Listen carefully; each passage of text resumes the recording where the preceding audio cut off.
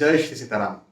एक आपके लिए बहुत महत्वपूर्ण सलाह है। चूंकि आप एस्ट्रोलॉजी, वास्तु, न्यूमरोलॉजी में विश्वास करते हैं, तो इस बात का जरूर ध्यान रखें कि उनसे कंसल्टेशन बिल्कुल भी ना लें जो कट्टर हो।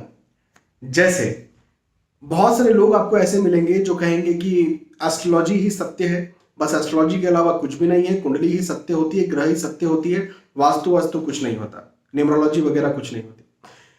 कुछ कहेंगे वास्तु ही सब कुछ होता है, कुंडलियां वगैरह कुछ नहीं होती, न्यूमरोलॉजी कुछ नहीं होती। कुछ कहेंगे नहीं, न्यूमरोलॉजी अंक ही सब कुछ है, बाकी कुंडलियां वगैरह कुछ नहीं है, वास्तु कुछ नहीं है। मतलब वो लोग एक कट्टरता के साथ चीज को पकड़ के रखते हैं, जबकि ये सच्चाई नहीं है। आप भी जानते हैं, आप सब भी इतने ज्यादा इंटेलिजेंट हैं, आपको भी पता है कि एस्ट्रोलॉजी, न्यूमरोलॉजी, वास्तु ये तीनों ही हमारे जीवन पर असर डालती है। और मैं अपने करीब करीब 20 साल के एक्सपीरियंस से बात कह रहा हूं कि हाँ, ये तीनों ही हमारे जीवन पर असर डालती है। तो उस व्यक्ति से आपको बात करनी चाहिए, उस एस्ट्रोलॉजर, उस वास्तु कंसल्टेंट, उस न्यूमरोलॉजिस्ट से आपको बात करनी चाहिए जो कि तीनों को समझता हो, तीनों को जानता हो। और जब आप उससे कोई क्वेश्चंस करते हैं या अपने भविष्य में कुछ बेहतरी उस व्यक्ति से चाहते हैं, तो वो मुख्यतः तो ठीक है, आपने कुंडली कंसल्टेशन लिया है, मान के चले आप एस्ट्रोलॉजिकल कंसल्टेशन ले रहे हैं, कोई व्यक्ति मेरे पास आ रहा है, वो मुझे अपना हॉरोस्कोप दिखा रहा है, मैं हॉरोस्कोप देख रहा हूं मेनली। लेकिन यदि मेरे पास एस्ट्रोलॉजी, न्यूमरोलॉजी, वास्तु तीनों का ज्ञान है, तो मुझे पता चल जाएगा कि यार ये जो समस्या है ना, या इसके लाइफ का ये जो पॉइंट है ना, ये वास्तु से ही ठीक हो पाएगा, ये न्यूमरोलॉजी से ही ठीक हो पाएगा। 90% कुंडली से मैं इसको ठीक कर देता हूँ, क्योंकि ये कुंडली लेकर के मेरे पास आया है। लेकिन मैं 10% या 5% इसको वास्तु से ठीक कर देता हूँ। और मैं अपनी पर्सनल बात कर रहा हूँ कि मेरे पास जो लोग हॉरोस्कोप कंसल्टेशन के लिए आते हैं, मैं उन्हें ऑब्वियसली हॉरोस्कोप कंसल्टेशन देता हूँ, उन्हें सारी बातें वो समझाता हूँ जिसके लिए वो मेरे पास आए हैं। लेकिन एक्स्ट्रा मैं एफर्ट लगाता हूँ इसमें, यदि मुझे, हमेशा नहीं, यदि मुझे लगता है कि यार ये चीज जो है ना उससे ज्यादा अच्छी तरह से ठीक हो पाएगी, तो मैं उधर चले जाता हूं। तो कहने का मतलब ये कि कट्टरता नहीं है मेरे पास, और बात मेरी नहीं है, ऐसे और भी एस्ट्रोलॉजर होंगे, ऐसे वास्तु कंसल्टेंट या न्यूमरोलॉजिस्ट होंगे जिनके पास कट्टरता नहीं है। लेकिन फिर भी कट्टर वाले व्यक्ति के पास मत जाइए। मैं इसको एक उदाहरण के तौर पर समझाता हूँ।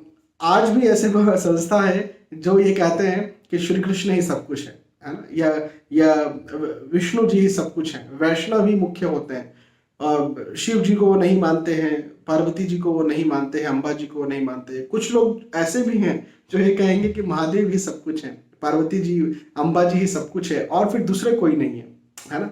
तो देखो, मेरे आराध्य सब कुछ है, ये बात सही है, लेकिन दूसरे कोई नहीं है, ये बात गलत है। जैसे आजकल आप बहुत सारे लोगों को ऐसा सुनेंगे, पहले तो इस चीज पर लड़ाइयां हुआ करती थी, झगड़े हुआ करते थे, है ना। जैसे रावण शैव था, है ना, शिव जी को मानता था लेकिन विष्णु जी को नहीं मानता था, तो झगड़ा हो गया, भयंकर झगड़ा हुआ। तो यहाँ पर मेरा कहना आप सभी से ये बनता है कि हमें कट्टर नहीं होना है। हमारा जो हमारा सनातन संस्कृति है, सनातन धर्म है, ये वृहद है, यहाँ पर हर कोई हर कुछ हो सकता है। हमें एक चीज पकड़ना है, बात सही है कि हम एस्ट्रोलॉजी पर बिलीव करते हैं, बहुत अच्छी बात है, उसको पकड़ करके आप रखें। लेकिन इसका ये मतलब कतई नहीं है कि वास्तु और न्यूमरोलॉजी पूरी तरह से गलत हो जाती है।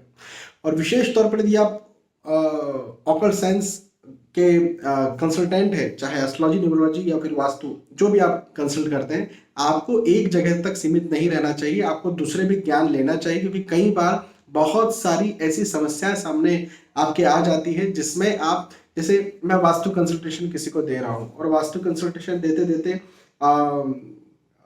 मैं आपको एक उदाहरण देकर के समझाता हूँ। एक व्यक्ति है, वो ऑनलाइन पूरा काम करते हैं, उनका पूरा काम ऑनलाइन चलता है, बहुत अच्छा वो पैसा कमा रहे थे। लेकिन इन जनरल ये कहा जाता है कि वास्तु के आधार पर साउथ वेस्ट जो डायरेक्शन होता है उसको बंद होना चाहिए, है ना। तो जब साउथ वेस्ट डायरेक्शन उन्होंने बंद किया, वहां पर दीवार खड़ी कर ली उनके घर में, तो उनका ऑनलाइन काम पूरा खत्म हो गया ना। तो उन्हें किसी वास्तु कंसल्टेंट ने यह बात बताई।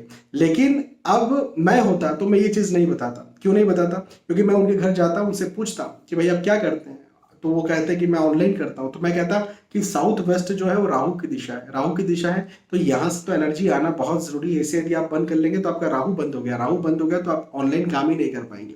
तो उन्हें साउथ वेस्ट को मैं बंद नहीं करता, उल्टा मैं दूसरे उपाय जरूर उन्हें उस जगह के देता। तो कहने का मेरा मतलब ये है कि मैं एस्ट्रोलॉजी को समझता हूँ कि भाई साउथ वेस्ट कहाँ का है, तो उसको मैंने एस्ट्रो वास्तु यहाँ पर लगा दिया। उन व्यक्ति को राहु कहाँ बैठे हैं, ऐसा करने से उनकी कुंडली के राहु तो नहीं खराब हो जाएंगे, तो सब चीजों को मैंने मिला दिया है ना। उनके फ्लैट का नंबर क्या है, तो उस नंबर को मैंने जो है देखा कि हाँ ये अच्छा है या फिर खराब नंबर है। तो सारी चीजें जब आप किसी एक व्यक्ति को मिला करके देते हैं तो उसको बहुत ज्यादा फायदा मिलता है। अब ये बात अलग है कि कोई व्यक्ति बोले नहीं मुझे तीनों कंसल्टेशन नहीं चाहिए, मुझे तो एक ही कंसल्टेशन चाहिए। हाँ ठीक है, आप उसे एक ही कंसल्टेशन दीजिए, लेकिन आपका फर्ज बनता है कि यदि आपको कहीं लग रहा है कि आप दूसरी चीज से इस व्यक्ति को फायदा दे सकते हैं तो आप उसमें डाल दीजिए। उस व्यक्ति को लेना है नहीं लेना है वो बात अलग है, मैं तो भाई ऐसे ही करता हूँ। बहुत बहुत धन्यवाद। फिर मिलेंगे आने वाले वीडियोस में। बस आपको एक सलाह देनी थी एज ए कंसल्टेंट, यदि आप दूसरों को कंसल्ट करते हैं तो भी, या फिर आप कंसल्टेशन लेते हैं तो भी। फिर मिलेंगे। जय श्री सीताराम।